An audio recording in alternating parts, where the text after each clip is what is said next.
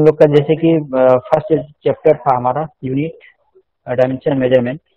और यहाँ से ऑब्जेक्टिव क्वेश्चन हो या सब्जेक्टिव क्वेश्चन हो, एग्जाम में प्योर क्वेश्चन रहता है। यूनिट पार्ट से भी रहता है, डायमेंशन पार्ट से भी रहता है और मेजरमेंट पार्ट से भी रहता है। यूनिट पार्ट में जैसे कि what do you mean by physical quantity, right their name, ऐसा यूनिट ये आता है। डायमेंशन में राइट द नेम, कुछ मतलब फिजिकल क्वांटिटी का डायमेंशन आपसे पूछा। और मेजरमेंट में जैसे कि हम लोग पढ़े थे इरर, ठीक है, इरर से काफी क्वेश्चनिंग रहता है, वहां से नॉमेरिकल प्रॉब्लम भी रहा है। तो चलिए हम लोग सबसे पहले शुरू करते हैं। एकदम हम लोग जहाँ से शुरू किए थे, रिवीजन क्लासेस है, शुरू से ही करेंगे हम लोग, ठीक है। हल्का एक बार देखते हुए चले जाएंगे। किसी को अगर समझ में ना आए तो जरूर टोकिएगा, मैं वहां पे आपको डीपली लेके चलूंगा। तो पहला चीज था कि हम लोग need of measurement in engineering and science, science और इंजीनियरिंग में मेजरमेंट का जरूरत क्यों पड़ा, ठीक है। तो सबसे पहले ये चीज जान लिए कि अगर मेजरमेंट नहीं होता तो अब ये हम लोग जो बोलते हैं कि वह जोर से बोलता है, कोई स्लो बोलता है, किसके आधार पे बोलते हैं हम लोग एक मेजरमेंट के आधार पे ही बोलते हैं। वो लंबा है, वो छोटा है, वो नाटा है, वो भारी है, ठीक है, डिस्टेंस काफी ज्यादा है। तो ये सारा कॉन्सेप्ट आया कब, जब मेजरमेंट यूज हुआ, ठीक है। हो सकता है कोई एक स्पेसिफिक स्केल ना हो, ठीक है, कोई स्पेसिफिक स्केल ना हो, लेकिन मेजरमेंट के बिना हम बता नहीं सकते हैं कि कौन कहाँ पे ज्यादा डिस्टेंस होगा या फिर कौन ज्यादा लंबा होगा, ठीक है। सपोज कीजिए आप लोगों के सामने ये दो चीज रखा हुआ है, ये दो रॉड है, एक ये वाला है और दूसरा ये वाला है, दो। इसमें से अगर दोनों के बीच में आप लोगों को बोलेंगे कि दोनों में क्या डिफरेंस है, तो बोलेंगे सर ये पतला है, थीन है, ठीक है, इससे थोड़ा सा ज्यादा, इसका डायमीटर कम है, हम कह सकते हैं इसका इसका अगर मैं उसका बोल लूँ तो डायमीटर ऑफ वन, ये जो होगा वो लेस देन होगा डायमीटर ऑफ टू, तो वो डायमीटर ज्यादा है, कह सकते हैं ये मोटा है, ये पतला है। हम लोग किस बेसिस पे कहें, कैसे अनुमान लगाएं, हमने तो उसको मेजर नहीं किया है। यानी विदाउट मेजर, एक कॉन्सेप्चुअल के आधार पे हमने बता दिया कि ये दिखने में मोटा है तो ये ज्यादा इसका डायमीटर होगा, ठीक है। तो कहीं ना कहीं हम मेजरमेंट यूज कर रहे हैं, ठीक है। हमको पता नहीं है कि मैंने कौन सा स्केल यूज किया है, मैंने उसके डायमीटर को सेंटीमीटर में लिया है कि मीटर में लिया है, कौन सा स्केल में लिया है वो बात नहीं है वो। लेकिन एक कॉन्सेप्ट ये आता है कि हम मेजरमेंट के आधार पे ही बता सकते हैं कि कौन सा पतला है, कौन सा मोटा है, किसका डायमीटर ज्यादा है या किसका डायमीटर कम है, ठीक है। दूसरा चीज, अगर इसकी लंबाई को अगर मैं 1 मीटर लिखूं, ये जो रॉड है इसकी लंबाई अगर 1 मीटर है, तो यहाँ पे दो, ये 1 मीटर दो चीज शो करता है। फर्स्ट मैग्नीट्यूड, वेट 50 kg है। यहाँ भी ये उसका मैग्नीट्यूड जो 50 है, नॉमेरिकल वैल्यू जो होगा, नॉमेरिकल वैल्यू ऑलवेज मैग्नीट्यूड बताता है। और ये जो केजी है ये हमेशा यूनिट होता है। हम लोग जानते हैं KG is the unit of mass, mass का यूनिट केजी है, तो हम कह सकते हैं ये 50 kg मास है, तो 50 हमारा मैग्नीट्यूड हो गया। तो जब भी कोई भी मेजरमेंट आएगा उसमें दो चीज आना मतलब लाजमी है या कंपलसरी है या नेसेसरी है। दूसरा चीज, एक मेजरमेंट का मैग्नीट्यूड और दूसरा यूनिट, ठीक है। अच्छा, अगर इसके बाद भी मैंने तो कोई भी एक फिजिकल क्वांटिटी का अगर हम मेजरमेंट लिखते हैं तो वहां पे दो चीज आता है। पहला चीज हुआ मैग्नीट्यूड और दूसरा यूनिट। जैसे कि एक फिजिकल क्वांटिटी है, कुछ भी हो, लेंथ हो, लेंथ का यूनिट हम लोग जानते हैं मीटर होता है, तो कितना लेंथ है 100 सेंटीमीटर है, या फिर ये 1 मीटर हो सकता है। तो कुछ भी हो, 1 मीटर हो चाहे 1 सेंटीमीटर हो, नॉमेरिकल वैल्यू ऑलवेज मैग्नीट्यूड को रिप्रेजेंट करेगा और उसका जो यूनिट होगा वो उसके बाद नॉमेरिकल वैल्यू के साथ जो होगा वो उसका यूनिट होगा। तो मैग्नीट्यूड को हम डिनोट करेंगे एन से और यूनिट को यू से, तो एक फिजिकल क्वांटिटी आया मेरा एन यू। तो हम फिजिकल क्वांटिटी का एक रिलेशन मिल जाएगा हम लोगों का, यानी physical quantity equal to n u, ठीक है, एक रिलेशन है। अब दूसरा एक चीज आता है, when change its unit magnitude also changes, ठीक है। पहले मैंने सपोज कीजिए मैंने लिखा 1 मीटर, यहाँ पे मैग्नीट्यूड कितना है, 1 metre, 1 magnitude 1 and unit is metre. इसको मैंने चेंज किया, 1 मीटर को मैंने लिखा 100 सेंटीमीटर। अब यहाँ पे देखिए मैग्नीट्यूड 100 हो गया, मैग्नीट्यूड 100 हो गया और यूनिट भी चेंज हो गया। दैट मीन्स ये यहाँ पे मीटर से जैसे ही सेंटीमीटर में आया, दैट मीन्स कह सकते हैं यूनिट जब भी चेंज होता है मैग्नीट्यूड ऑल्सो साथ साथ में मैग्नीट्यूड भी चेंज हो जाता है। ठीक है, तो यहाँ पे श्योर एक रिलेशन होगा इस मैग्नीट्यूड और ये यूनिट में। तो एक चीज यहाँ पे गौर कीजिए, यहाँ पे क्या हुआ, 100 सेंटीमीटर, दैट मीन्स मैग्नीट्यूड अगर बढ़ जाता है तो यहाँ पे यूनिट का वैल्यू घट जाता है। सेंटीमीटर वो सेंटीमीटर छोटा यूनिट होता है लेंथ का, तो अगर मैग्नीट्यूड बढ़ेगा तो वो यूनिट घट जाएगा, और अगर यूनिट बढ़ जाएगा, ठीक है, तो मैग्नीट्यूड का वैल्यू घट जाएगा। दैट मीन्स कह सकते हैं एक दूसरे का यूनिवर्सली प्रोपोर्शनल है, एक बढ़ता है एक घट जाता है, दैट मीन्स उसको कहते हैं हम लोग इन्वर्सली प्रोपोर्शनल है। तो हम कह सकते हैं magnitude is directly proportional to 1/u, यानी 1 यूनिट का इन्वर्सली प्रोपोर्शनल है इसका रिलेशन। ठीक है, तो यहाँ पे लैंग्वेज में भी हम लिखे हैं, सॉरी लैंग्वेज में भी लिखे हैं, magnitude of a physical quantity and unit are universally proportional. एक दूसरे का कैसा प्रोपोर्शनल होता है, यूनिवर्सली, यानी एक बढ़ेगा तो दूसरा घटेगा, दूसरा बढ़ेगा तो पहला घट जाएगा। ठीक है, ये रिलेशन है हम लोग का फिजिकल क्वांटिटी, इसमें मैग्नीट्यूड और यूनिट के बीच में ये रिलेशन आया, एक दूसरे का यूनिवर्सली होता है, यूनिवर्सली प्रोपोर्शनल होता है। अगला है व्हाट इज यूनिट। यूनिट क्या है, हमने तो बात किया कि सेंटीमीटर है, केजी है, हम लोग जानते हैं यूनिट है, ये सब यूनिट है, बट यूनिट क्या है, तो याद रखिए यूनिट एक स्टैंडर्ड मार्किंग होता है वो। ठीक है, सपोज कीजिए जब कहीं पे आप ऐसी जगह पे गए हैं, ठीक है, आपको सपोज कीजिए कि आप एक ऐसी जगह पे गए हैं, वहां पे इस टाइप का एक प्लेस है, रेक्टेंगुलर प्लेस है, आपको ये जानना है सिर्फ, आपको एक कॉन्सेप्ट चाहिए, आपके पास कोई स्केल नहीं है, ना मीटर स्केल है ना सेंटीमीटर स्केल, कुछ भी नहीं है आपके पास। आपको ये जानना है कि ये जो लंबाई है, ये सॉरी ये ब्रेथ जो है और ये एल के बीच में रिलेशन क्या है।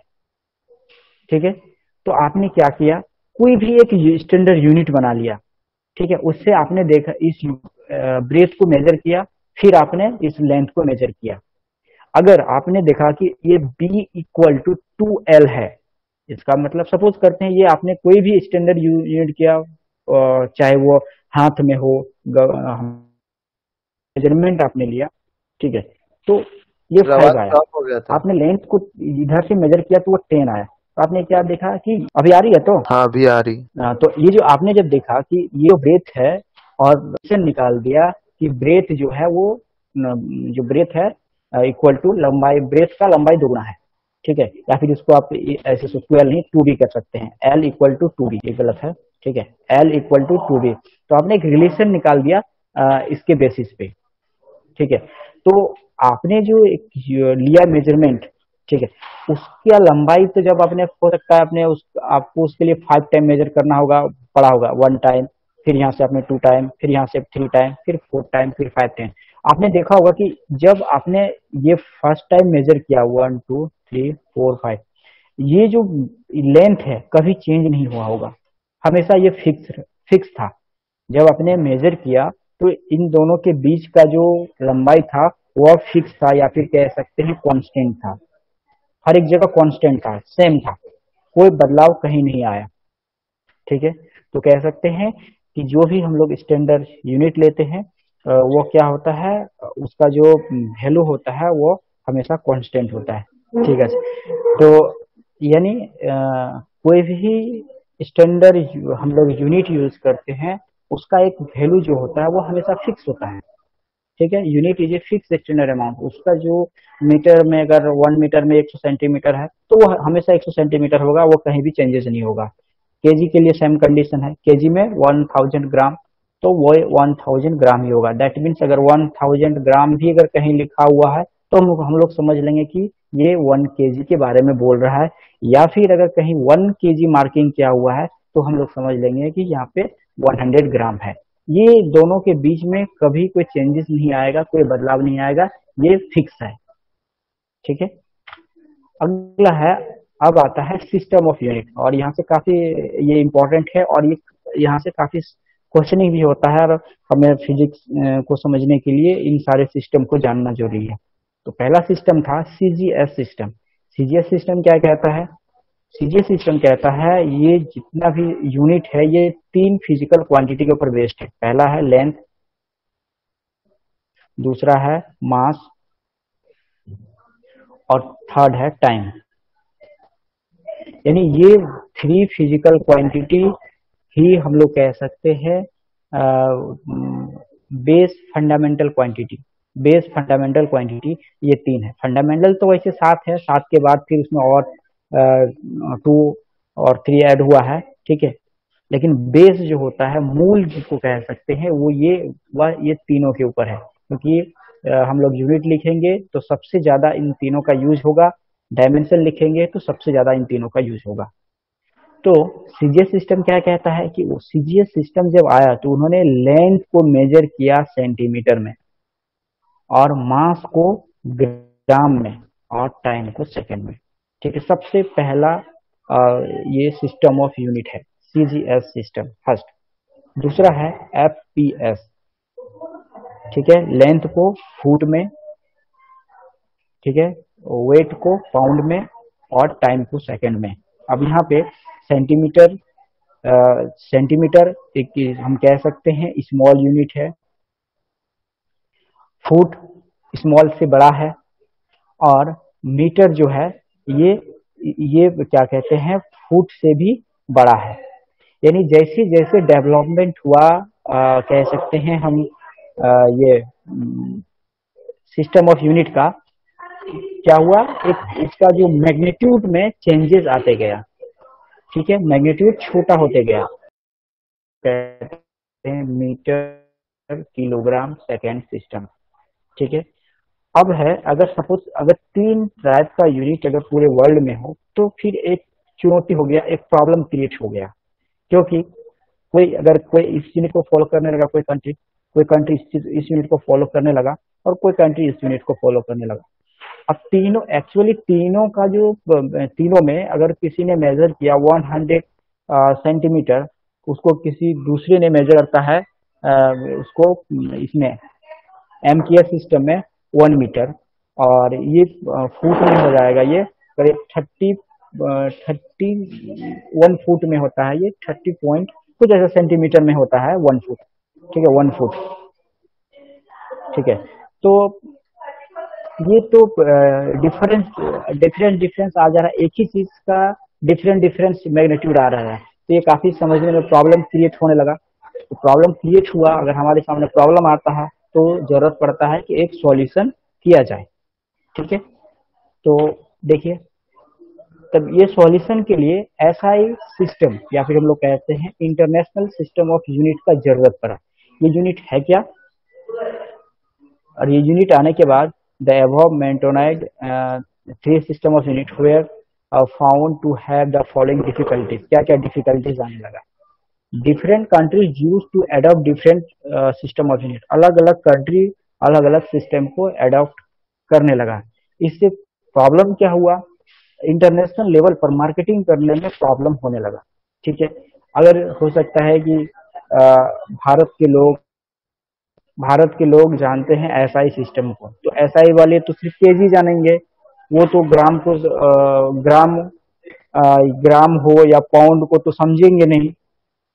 है दोनों सेम चीज, सब मास का ही यूनिट है, लेकिन ग्राम और पाउंड को नहीं समझेंगे।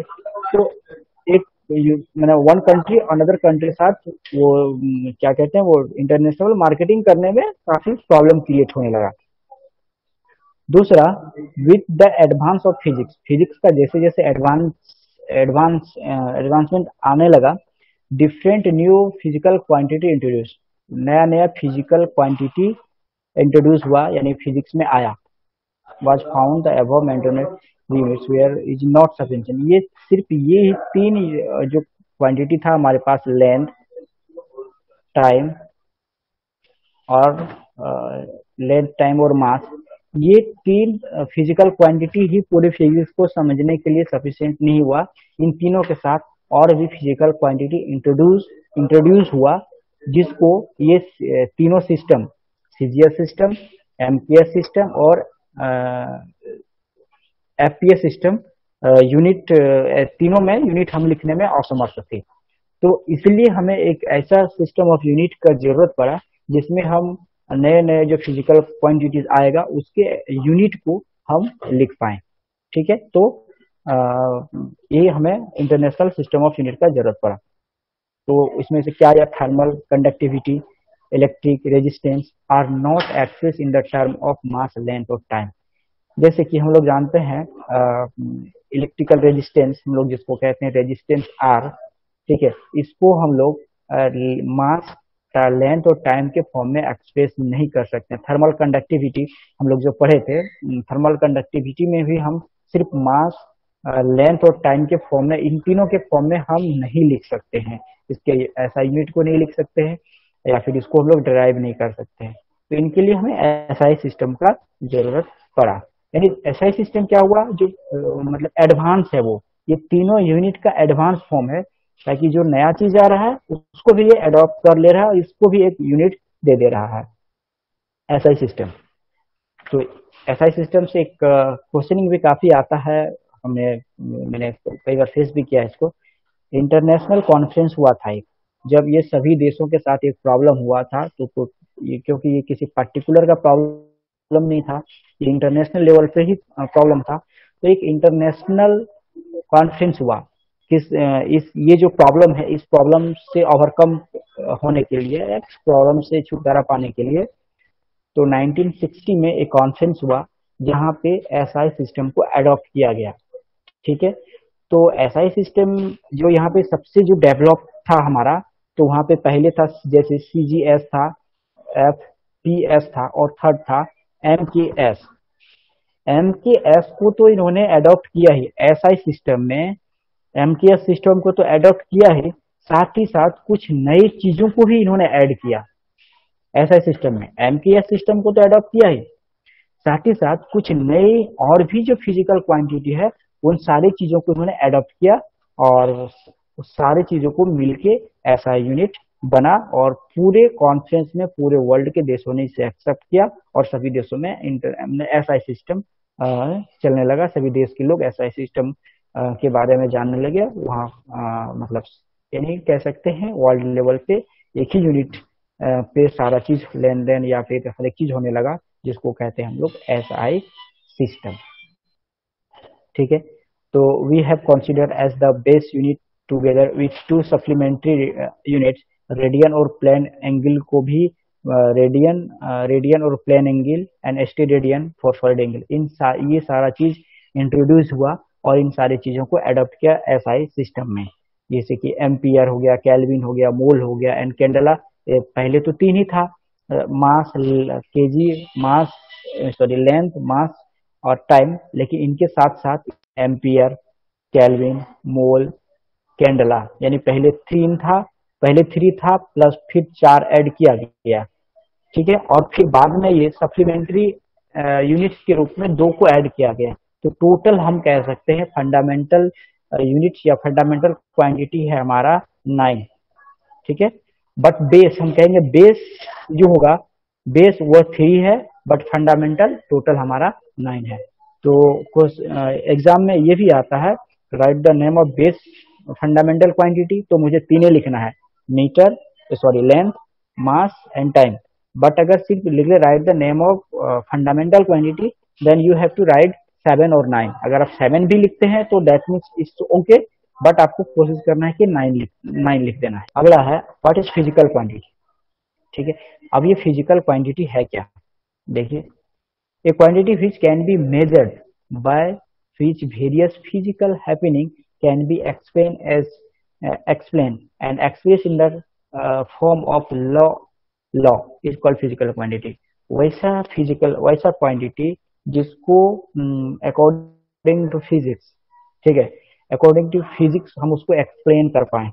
ठीक है, या फिर उसको मेजर कर पाए, तो हम उन सारी चीजों को बोलेंगे फिजिकल क्वांटिटी। जैसे एग्जांपल हो गया लेंथ, मास, टाइम, फोर्स, ईटीसी एटीसी में आ जाएगा पूरा, जितना जिसको हम लोग मेजर कर सकते हैं, जिसको हम लोग डिराइव कर सकते हैं, जिसको हम लोग एक्सप्लेन कर सकते हैं। डिराइव करना मतलब जैसे वर्क को मैंने लिखा फोर्स इंटू डिस्प्लेसमेंट, तो हमने वर्क को डिराइव किया फोर्स और डिस्प्लेसमेंट के फॉर्म में मैंने इसे एक्सप्लेन किया या डिराइव किया, बोथ आर सेम। ठीक है, वर्क को हमने एक्सप्लेन किया फोर्स इंटू डिस्प्लेसमेंट के फॉर्म में, दैट मीन मैं इसे एक्सप्लेन कर रहा हूँ। ठीक है, या फिर इसको एक्सप्रेस कर रहा हूँ, बोथ आर सेम, दोनों बात का मतलब यहाँ पे सेम है।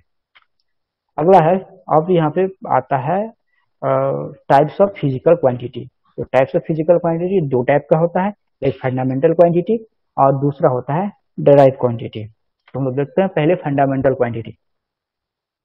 Fundamental quantity which are independent of all other quantity and do not require to help of any other physical quantity for their derivation। Suppose कीजिए अगर मैं स्पीड यहाँ पे लिखता हूँ, स्पीड स्पीड इक्वल टू क्या होता है, डिस्टेंस बाय टाइम। स्पीड को ड्राइव करने के लिए मुझे दो फिजिकल क्वांटिटी का जरूरत पड़ा।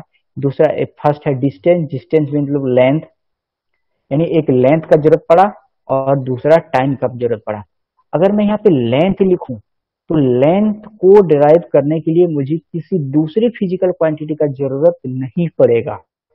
ठीक है, लेंथ का हम लोग यूनिट भी लिख सकते हैं मीटर, डायमेंशन भी लिख सकते हैं एल, यानी वैसा फिजिकल क्वांटिटी जिसको एक्सप्रेस करने के लिए, जिसको डिराइव करने के लिए, एक्सप्लेनेशन करने के लिए दूसरी किसी फिजिकल क्वांटिटी का हेल्प नहीं चाहिए, उसको हम बोलेंगे फंडामेंटल क्वांटिटी।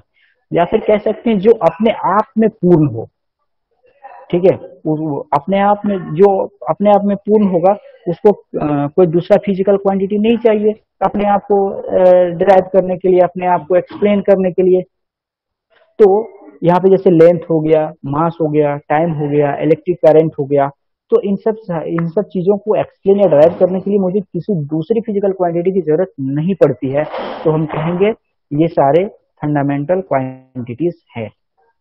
ड्राइव क्वांटिटीज क्या होगा, ड्राइव क्वांटिटीज जितना भी ड्राइव क्वांटिटी होगा वह हमेशा in the term of fundamental quantity के रूप में ही मतलब उसको डिराइव करेंगे। जैसे स्पीड को देखिए, लेंथ क्या है हमारा, फंडामेंटल है, टाइम भी फंडामेंटल है, दो फंडामेंटल मिलके स्पीड बना है। यानी जो ड्राइव क्वांटिटी है वो किसके फॉर्म में, किसके रूप में एक्सप्रेस हुआ, हम कह सकते हैं फंडामेंटल क्वांटिटी के बेस्ड में।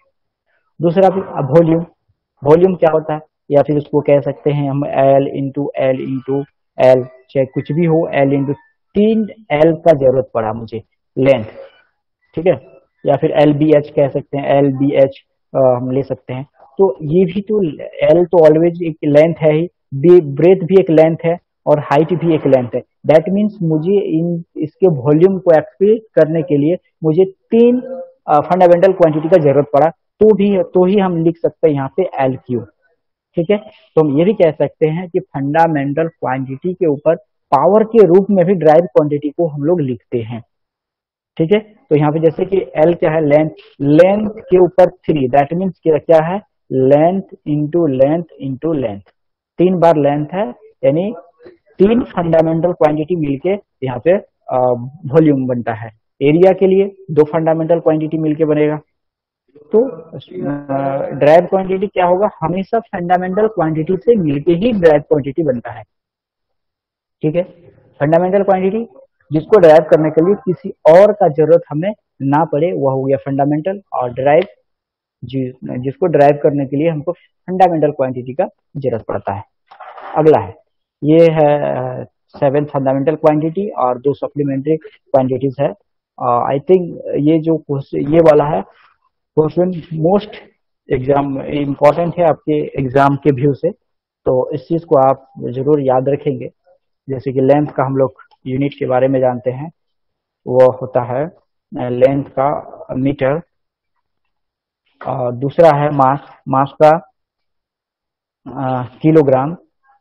ठीक है, टाइम का सेकेंड, इलेक्ट्रिक करंट का एम्पियर, थर्मोडायनेमिक टेम्परेचर केल्विन जो हम लोग ये हीट में पढ़ चुके हैं, ल्यूमिनस इंटेंसिटी जिसको हम लोग कैंडला कहते हैं, अमाउंट ऑफ सब्सटेंस जिसको मोल कहते हैं, और दो सप्लीमेंट्री एंगल है, plane angle radian and solid angle steradian. तो ये जो हमारा जो 7 और ये 2 टोटल 9 कह सकते हैं इसको फंडामेंटल और बेसिक, इसको हम दो नाम से जानेंगे, या तो फंडामेंटल या तो बेसिक। एग्जाम में दोनों में से कोई एक भी आए तो इसका मतलब है यही है बोल रहा है। फंडामेंटल को right the name of fundamental quantity and its unit, that means भी यही है। Write the name of basic physical quantity, that means भी मुझे यही लिखना है, यही वाला चीज है। ठीक है, दोनों का मीनिंग जो होता है वो सेम होता है। अगला है, अब है यहाँ से मैं आप लोगों के साथ डिस्कस करूंगा और बताना भी है। चलिए, डिस्टेंस पहला है डिस्टेंस। तो सबसे पहले ये बताइए आदित्य कुमार, डिस्टेंस मेरा क्या है, मतलब फंडामेंटल क्वांटिटी है या डिराइव क्वांटिटी है? Distance fundamental quantity. चलिए इसका यूनिट बता दीजिए। तो ये ठीक है, ये फंडामेंटल क्वांटिटी हुआ। देखिए नाम सही है, CGS, सेंटीमीटर, ग्राम और सेकेंड। तो क्या हो जाएगा? सेंटीमीटर। नाम में ही रखा हुआ है, कहीं कहीं और घबराने की बात। जैसे कि MKS, मैंने क्या क्या बताया था कि MKS को ऐसा यूनिट के रूप में अडॉप्ट किया गया, इसी को माना गया है, इसके साथ ही और सारी चीजों को ऐड किया गया। तो MKS तो है ही, SI में MKS तो है ही, तो MKS दैट मीन्स SI में हम उसको लेंथ को हम लोग मीटर के रूप में बोलेंगे। दूसरा, ठीक है। नेक्स्ट, बिलगॉट सोरेन। आप आदित्य आप म्यूट कर लीजिए। बिलगॉट सोरेन आप बताइए।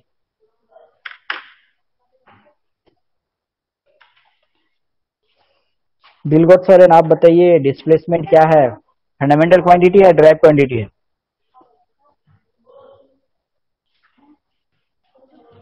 चलिए,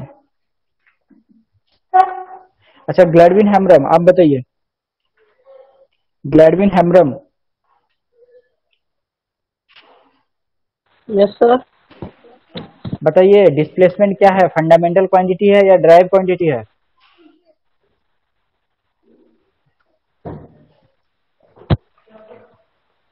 सर फंडामेंटल क्वांटिटी है। Very good. अच्छा इसका यूनिट बता दीजिए आप।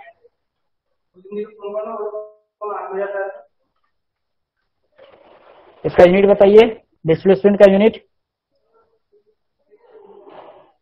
ग्लैडविन आप बताइए, डिस्प्लेसमेंट का यूनिट बताइए।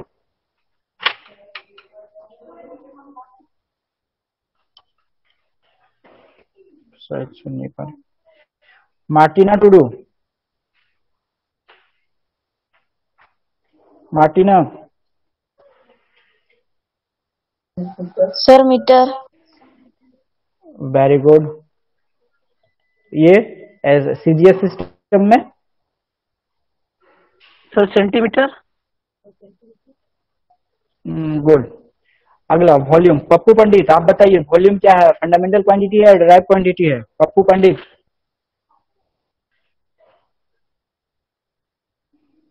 पप्पू पंडित जी सर। बताइए वॉल्यूम क्या है, फंडामेंटल या डायरेक्ट क्वांटिटी? Derive quantity. चलिए डिराइव क्वांटिटी, इसका यूनिट क्या होगा?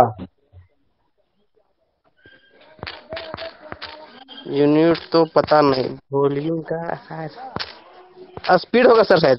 अरे आप वॉल्यूम का यूनिट बाबू, वॉल्यूम क्या होता है? जैसे कि अगर मैं किसी भी वॉल्यूम के बारे में बात करूं तो क्या होता है, अगर मैं घन का अगर वॉल्यूम के, वो हमेशा वॉल्यूम 3 के पावर में होगा। कुछ भी अगर मैं M क्यू भी वॉल्यूम बोल सकते हैं, LQ भी वॉल्यूम बोल सकते हैं, ठीक है। हमेशा वो 3 होता है ना, वो जैसे कि अगर ये घन है, इसके वॉल्यूम के बारे में बात करें तो ये होता है L/B/H। तो LBH क्या है? L is length, B is length and H is also length. That means L/L/L, that means कह सकते हैं सेम फिजिक माने फंडामेंटल क्वांटिटी के ऊपर पावर 3 होगा, ठीक है। गधो, चलिए पप्पू ध्यान दीजिए थोड़ा सा। जॉन, जॉन पॉल आप बताइए एरिया क्या है, फंडामेंटल या ड्राइव? सर ड्राइव जॉन क्वांटिटी पॉल, है। Yes sir, derived very good, quantity है, ड्राइव। Very good. इसका यूनिट बता दीजिए, मीटर यूनिट स्क्वायर। बताइए। Very good. चलिए, अब है स्पीड। मैं पूछता हूँ स्पीड। सुषमा आप बताइए स्पीड क्या है?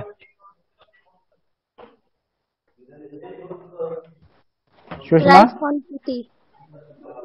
Drive quantity, very good. अच्छा, इसका यूनिट बताइए, इसका यूनिट बताइए स्पीड का।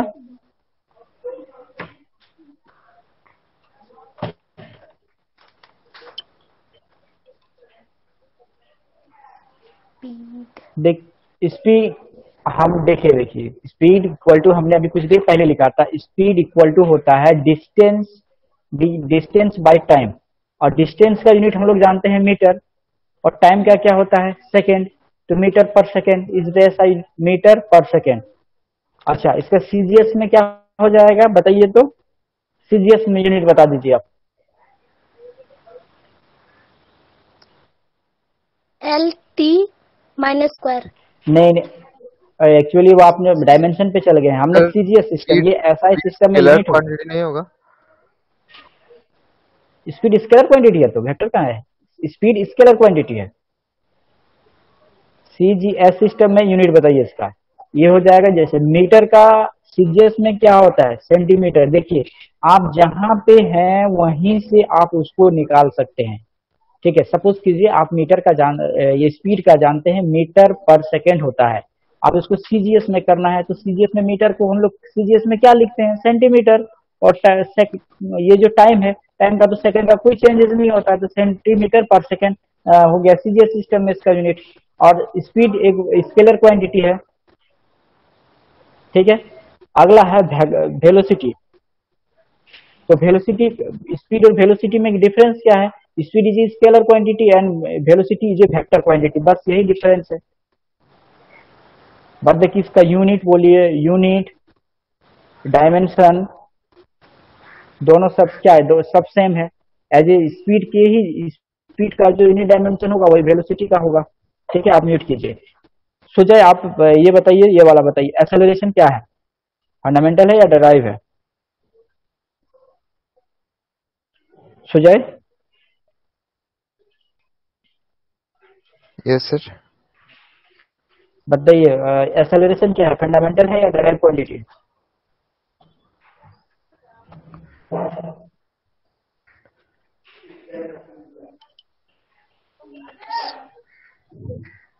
एक्सेलरेशन, एक्सेलरेशन आखिर होता क्या है, मैं उस चीज को बताता हूँ फिर आप बोलिए। ठीक है, देखिए, change in velocity, change in velocity per unit time is called acceleration. That means हम कह सकते हैं वेलोसिटी बाय टाइम, ये होता है हमारा एक्सेलरेशन। तो एक्सेलरेशन क्या होगा? फंडामेंटल क्वांटिटी होगा या डेराइव क्वांटिटी होगा? ये क्वेश्चन है मेरा। हम इससे पहले बताए थे कि जो भी फंडामेंटल क्वांटिटी होगा, एक बार आता हूं मैं, इस यहाँ पे एक बार आप लोग देख लीजिए, काफी कंफ्यूजन डाउट है। चलिए मैं एक बार यहाँ पे भी बात कर लेता हूँ, फिर मैं आगे जाता हूँ। चलिए, फंडामेंटल और डेराइव को देखिए। फंडामेंटल क्वांटिटी इटसेल्फ वो क्या कहते हैं? पूर्ण है। और डेराइव क्वांटिटी जितना भी होगा वह सारा फंडामेंटल क्वांटिटी से मिलकर बना हुआ होता है डेराइव क्वांटिटी। ठीक है, जहां पे दो फिजिकल क्वांटिटी आ गया तो एकदम आंख बंद करके बोलेंगे कि वह डेराइव क्वांटिटी है। जैसे यहाँ पे देखिए, डिस्टेंस में, डिस्टेंस अकेला, डिस्टेंस क्या है? मीटर है, लेंथ है, डिस्टेंस इज लेंथ। लेंथ को ड्राइव करने के लिए हमें किसी और चीज का जरूरत नहीं पड़ा, दैट मीन्स ये फंडामेंटल है। डिस्प्लेसमेंट वही एक लेंथ है, फंडामेंटल है। बट जैसे ही वॉल्यूम आ गया, हमें लेंथ 3 बार का जरूरत पड़ा, length into length into length, यानी कितना फंडामेंटल क्वांटिटी लगा मुझे? 3। तो 3 से मिलके जो बना वो हमें कभी भी फंडामेंटल नहीं हो सकता है। 3 के मिल के बना है, दैट मीन्स वो डेराइव होगा। 2 से मिलके बना है, दैट मीन्स वो डेराइव होगा। अब यहाँ पे देखिए, अगर मैं ये स्पीड की बारे में बात करूं, स्पीड डिस्टेंस बाय टाइम, तो आप तो देख लीजिए ना, डिस्टेंस क्या है वो भी देखने मत जाइए, ये 1 ये 2 डिराइव होगा। एक्सेलरेशन ये 1 है, वेलोसिटी तो वेलोसिटी में ऑलरेडी इससे पहले 2 मिलके बना था, तो वेलोसिटी अगर ड्राइव है तो इसका मतलब एक्सेलरेशन भी ड्राइव क्वांटिटी होगा ही होगा। ठीक है, क्योंकि ये देखिए अगर हम गौर से देखें तो ये 3 चीजों से मिलकर बना है एक्सेलरेशन, 3 चीजों से मिलकर बना हुआ है। इसमें क्या क्या है, लेंथ 1 टाइम है और टाइम जो है वो 2 टाइम है, इसलिए इनको कहते हैं मीटर पर सेकेंड स्क्वायर, इसका यूनिट होता है। अच्छा, चेंज इन वेलोसिटी आया, दैट मीन्स हम कह सकते हैं ये ऊपर में यहाँ पे वेलोसिटी ही आएगा, वेलोसिटी बाय टाइम। अब मैं यहाँ पे वेलोसिटी को पहले लिखता हूँ, वेलोसिटी इक्वल टू क्या होता है, यानी वेलोसिटी इक्वल टू होता है डिस्प्लेसमेंट, डिस्प्लेसमेंट बाय टाइम, और एक ये टाइम पहले से ही था तो यहाँ पे और इंटू टाइम हो गया। अच्छा, डिस्प्लेसमेंट एक फिजिकल क्वांटिटी हुआ, displacement that means length, 1 physical quantity, ये 2 और ये 3, 3 से मिलके बना है एक्सेलरेशन, इसीलिए acceleration is a derive physical quantity, derive quantity हम इसको बोलेंगे एक्सेलरेशन को। क्लियर है सुजय? क्लियर है तो हम अभी छोड़ेंगे नहीं। अब बताइए फोर्स क्या होगा, फंडामेंटल होगा कि डिराइव होगा? अनम्यूट कीजिए आप, सुजय आप अनम्यूट कीजिए।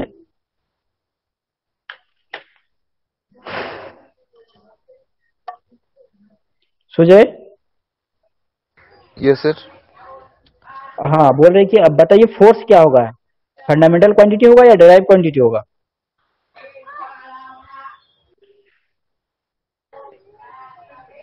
बोलिए, डोंट वरी, आप बोलिए, आपको अगर आप समझ नहीं पाए हैं तो आप मुझे बोलिए कि सर मुझे समझ नहीं पाया ये चीज क्या होता है फंडामेंटल एंड डिराइव, मैं एक्सप्लेन करूंगा, बताऊंगा। फोर्स तो फोर्स सर क्या होगा? Vector quantity. वेक्टर नहीं, हमने पूछा फंडामेंटल और डिराइव, दो चीज। ठीक है, फंडामेंटल और डिराइव दो टाइप का क्वांटिटी, तो उसमें से दोनों में से क्या है, ये फंडामेंटल क्वांटिटी है या डिराइव क्वांटिटी है? अच्छा, फोर्स क्या, फोर्स किसी चीज से मिलके बना हुआ है क्या? Force sir fundamental quantity. Mass और एक्सेलरेशन, एफ इक्वल टू हम लोग पढ़े ना, F equal to M A, तो फोर्स कौन कौन चीज से मिलके बना है, मास और एक्सेलरेशन से। Acceleration is a drive quantity, हम लोग अभी देख चुके हैं, एक ड्राइव क्वांटिटी है। मास एक क्या कहते हैं, यानी दो मिलके बना हुआ है, तो एक्सेलरेशन कितना है वो देख नहीं जाएंगे, दो मिलके बना है, आंख बंद के बोलेंगे ड्राइव क्वांटिटी है।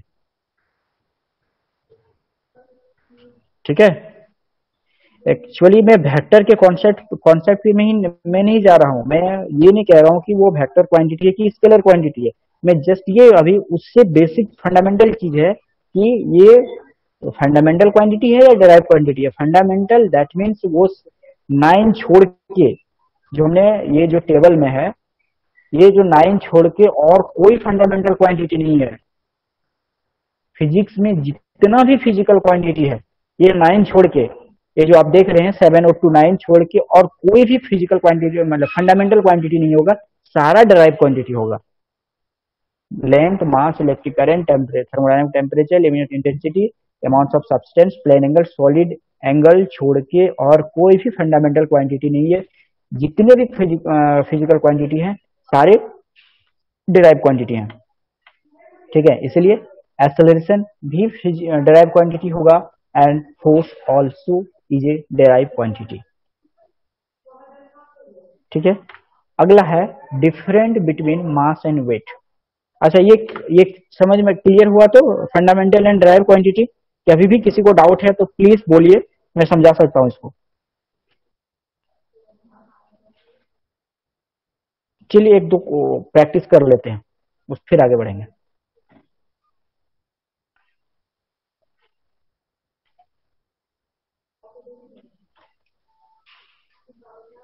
अब जैसे कि हम लोग वर्क के बारे में काफी पढ़ चुके हैं, वर्क, इसी का आप बोलिए, वर्क क्या है, फंडामेंटल क्वांटिटी है या डिराइव क्वांटिटी है? Sir derive. Derive.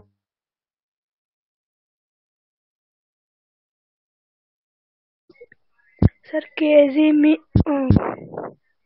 Sir KG metre square पर second square. KG metre per second.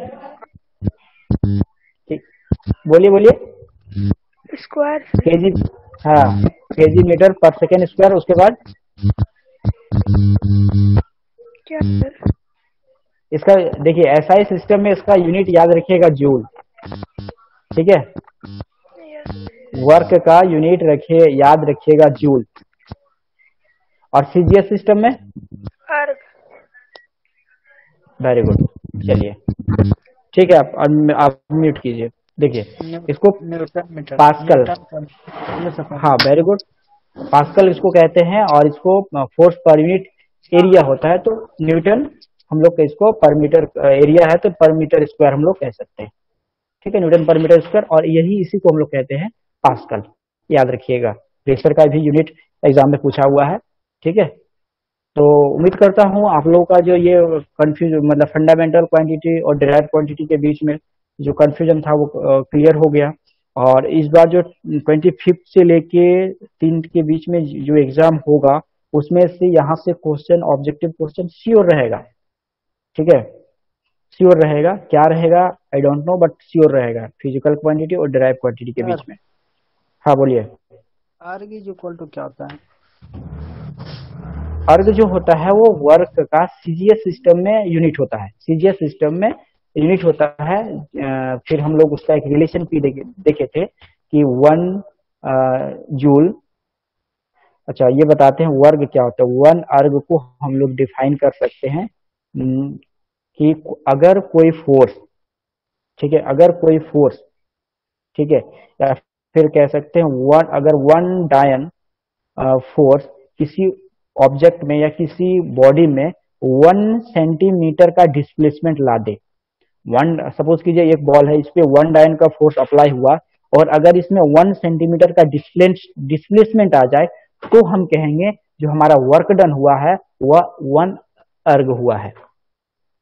और दूसरा जो जूल क्या था, अगर 1 न्यूटन फोर्स अप्लाई, यहाँ पे 1 डायन की जगह पे 1 न्यूटन फोर्स अप्लाई होने के बाद अगर 1 मीटर का डिस्प्लेसमेंट ला दे, तो कहेंगे वर्क डन हमारा 1 जूल हुआ है।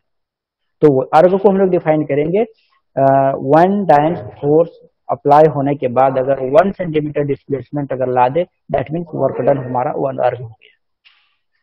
ठीक है, अगला चीज है difference between mass and weight. हम लोग बोलते हैं वेट का भी यूनिट हम लोग केजी बोल देते हैं, और मास का भी यूनिट हम लोग केजी बोल देते हैं, but both are different, both are not same. दोनों अलग अलग चीज है, दोनों एक चीज नहीं है। ठीक है, तो सबसे पहले हम लोग मास के बारे में जानते हैं कि मास होता क्या है। ठीक है, तो सब फर्स्ट पॉइंट है मास के बारे में, amount of matter content in a body. एक बॉडी के अंदर कितना अमाउंट मैटर है, ये उसका मास होगा। सपोज कीजिए ये वाला फिगर को आप देख लीजिए, यहाँ पे आपके सामने 2 फिगर है, 1 फिगर और 2 फिगर, 2 फिगर। तो अगर मैं सेम, दोनों का वॉल्यूम सेम है, दोनों का वॉल्यूम सेम है, अब बताइए दोनों में से किसका मास ज्यादा होगा, दोनों में से किसका मास ज्यादा होगा? क्योंकि बोलिए, कोई भी बोलिए, एक रिप्लाई कीजिए। 1। 1 का। कैसे आपको पता चला? आपने देखा कि इस ऑब्जेक्ट के अंदर जो नंबर ऑफ मॉलिक्यूल्स है वो ज्यादा है, इसी वजह से हमने कहा इसका जो मास है वह ज्यादा होगा। हम कह सकते हैं mass of 1 is greater then mass of 2, यानी ऑब्जेक्ट 2 का मास से ये मास ज्यादा हुआ, यानी इसके अंदर अगर नंबर ऑफ पार्टिकल्स या नंबर ऑफ मॉलिक्यूल्स ज्यादा है तो कहेंगे उसका मास ज्यादा है। तो मास आखिर क्या है? देखिए, amount of matter content in a body. ठीक है, कोई चीज आप लोगों ने देखा होगा कि अगर 2 चीज का, सपोज किए एग्जाम्पल बोथ था, मानते बड़ा हो गया,